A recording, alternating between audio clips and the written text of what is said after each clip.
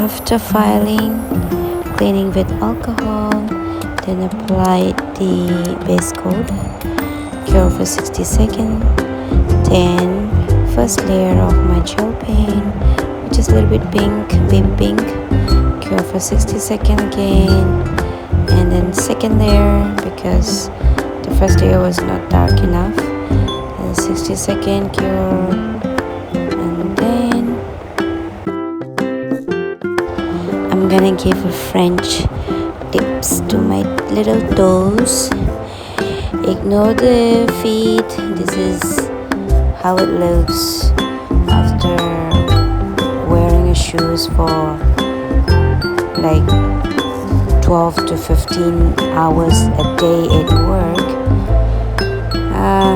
Okay, and then after this done, cure for 60 seconds and top coat, and then cure for 60 seconds again.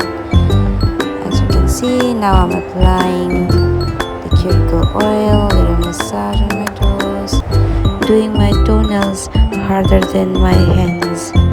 Anyways, this is the final look. Thank you for watching. See you in next video.